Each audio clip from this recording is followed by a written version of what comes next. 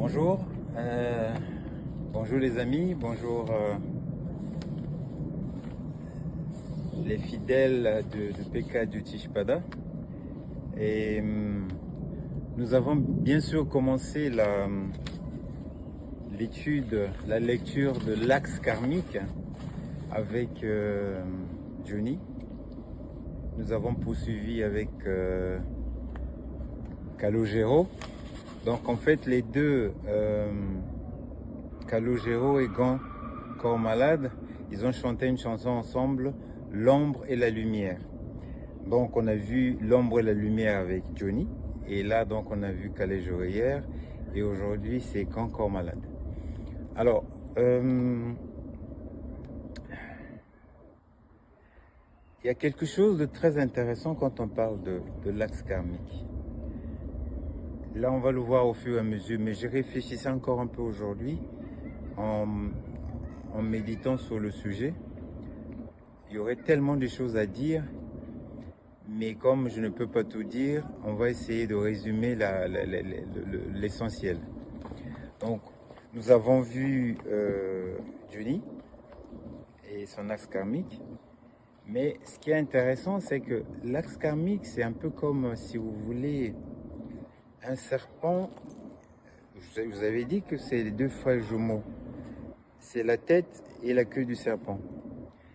Imaginez un serpent qui rentre dans un trou, dans un bambou, on va dire. Il faut qu'il ressorte de l'autre côté. Alors, si je m'arrête à vous parler de l'axe karmique et de vous donner des exemples comme ça, sans solution, je ne ferai pas bien mon travail.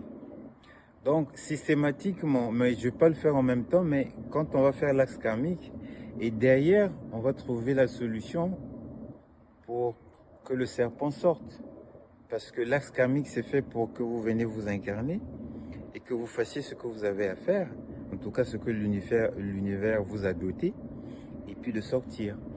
Donc, aujourd'hui, je vais faire Grand Corps Malade, et puis je vais reprendre Johnny, pour proposer comment il aurait dû sortir. Peut-être qu'il était sorti du bambou.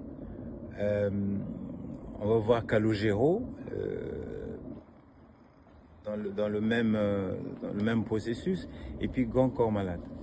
Voilà, donc ceci dit, maintenant nous allons passer donc à l'étude, à la lecture de l'empreinte lumineuse de Gant Corps Malade. Alors, si vous voulez, son axe karmique, donc ça commence toujours par Ketu, parce que Ketu c'est celui qui amène ce que du passé, ce que vous avez vécu, et dans le présent c'est Raoult qui doit exprimer. Alors son axe karmique est assez compliqué et dur. Pourquoi? Parce qu'en fait, Ketu est dans la maison 6 et Raoult est dans la maison 12. La maison 6, c'est la maison où toute la charge karmique vient là. C'est la maison où vous devez servir le monde. C'est la maison de la maladie. C'est la maison où la charge karmique, elle est intense. C'est la maison aussi du thérapeute, de la guérison. C'est là où vous devez vous guérir aussi et guérir les autres. Et donc, il y a beaucoup de choses dans cette maison 12. Et il y a Ketu dedans.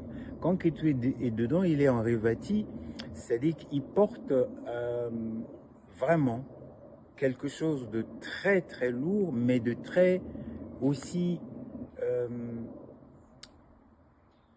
promettant, dans le sens qu'il peut amener quelque chose de nouveau sur cette terre. Il est venu avec quelque chose de nouveau. Alors encore faut-il alchimiser ça, c'est-à-dire quand vous avez ça, Ketu en fait il guérit. Mais il faut comprendre quel est l'enjeu. Alors, ce qui est intéressant, quand c'est comme ça, en fait, partout où tout se trouve, mais là, plus précisément avec lui, avec Gant Corps Malade, Ketu, quand il est en maison, en poisson, c'est vraiment une intuition phénoménale. Et presque hors pair. Et parfois il y a des montées de Kundalini, d'énergie comme ça, et formidable. Alors, c'est bien, mais c'est en même temps un piège, parce que quand vous avez ça, dans votre première partie de vie, vous avez besoin, comme c'est beau, c'est bon, de vous appuyer sur ça, de vivre avec ça et de vivre comme ça. Mais en fait, la réalité, c'est pas celle-là. Quand vous avez ça, en fait, il faut passer à autre chose. Et la difficulté, c'est là, c'est de passer à cet état, à ces choses, en fait, ça vous arrive jeune, la première partie de la vie, vous forcez pas trop parce que vous les avez. Vous êtes venu avec, de toutes les façons. Et là, la problématique de Grand Corps Malade, c'est que il a vécu, il a développé l'intuition et l'empathie dans ses vies d'avant. Il connaît ça. Mais aujourd'hui, là, il vient s'exprimer. Raoult est en vierge, il vient exprimer et traduire en acte concret, donc avec une application pratique, cette intuition qu'il a vécue, cette empathie qu'il a déjà vécue dans ses vies passées. Et c'est là où la bascule doit se faire. Elle se fait ou elle se fait pas, mais bon, je l'ai pas en face, donc je peux pas vous dire, mais en fait, ça c'est une lecture un peu de son thème avec les coordonnées de naissance qui y a sur Internet, qui traîne un peu partout. Et donc, Raoult est dans la maison 12 et qui trouve la maison 6. Les deux frères ennemis se regardent en chaise de faïence parce qu'en fait, Ketu, lui, voudrait être dans la maison 12 parce que c'est la maison où il est bien. C'est la maison de l'intuition parce que lui, c'est l'intuition. Il bouge pas, il est là, il a ça. Et Ketu, lui, en fait, il est bien dans la maison 6. Et donc, en fait, les deux se regardent un peu en chaîne de faïence. Donc, en général, la première partie de vie pour ces personnes-là, ils envient, en fait,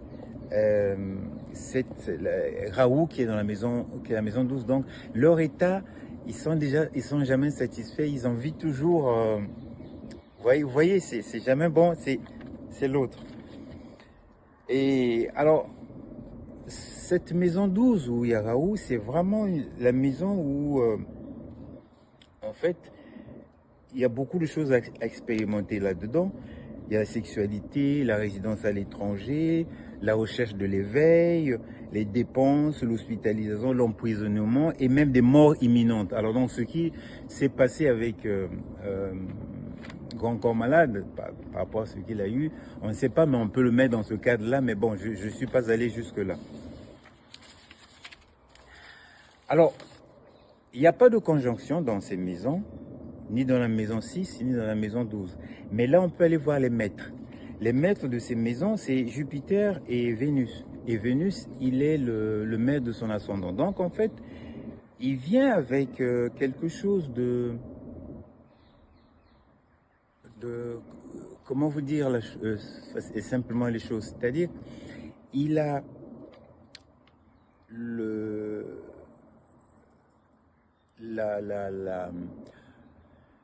le voyage, tout ce qui est... Il est mentor déjà dans l'âme. Il connaît déjà des choses. Il est thérapeute dans l'âme. Il est philosophe déjà. Il a la connaissance, il a la sagesse déjà des vies passées. Et il doit venir les exprimer dans une certaine modalité. C'est-à-dire qu'il faut qu'il trouve et qu'il cherche cette modalité d'expression. Alors, ce qui est intéressant avec lui, c'est que Raoult est en Chitra. Alors, quand Raoult est en Chitra, en fait, c'est un chercheur qui est obstiné, qui cherche les détails, qui cherche les... C'est en fait un architecte. Chitra, c'est l'architecte. Comme il parle, comme il s'exprime, quand je l'écoute, Grand Corps Malade, c'est vraiment un architecte des mots. Et il a quelque chose, en fait, qui est ancestral. Parce qu'en fait, Chitra est gouvernée par Mars, mais dans cette maison de Raoult, elle est rattachée à la maison où il y a Mercure. Donc, c'est vraiment quelque chose qui détient un savoir qu'il qui est ancestral, qui détient vraiment de ses vies passées. Alors, quand je vous dis ça, c'est une bonne chose, mais comment il peut faire la jonction de passer de Ketu à Rahu? Parce qu'en fait, là, il y a un challenge, il y a quelque chose qui est à faire. Alors, Chitra, c'est le nakshatra qui est gouverné par Mars. Et Mars est dans sa maison de transformation, c'est la maison 8. Et Mars est aussi dans la maison de la parole. Donc, quand il slame, moi, ça m'étonne pas parce qu'en fait, le maître de la maison de la parole et la maison de la transformation se trouve être ses aides pour vraiment qu'il réalise, qu'il trouve les modalités d'expression, les modalités de vie qu'il connaît déjà. Alors, tout ça est bien beau, mais il faut que la lune, c'est-à-dire que le mental, son mental coopère. Et là, quand j'ai regardé sa lune, elle est en Dhanishta.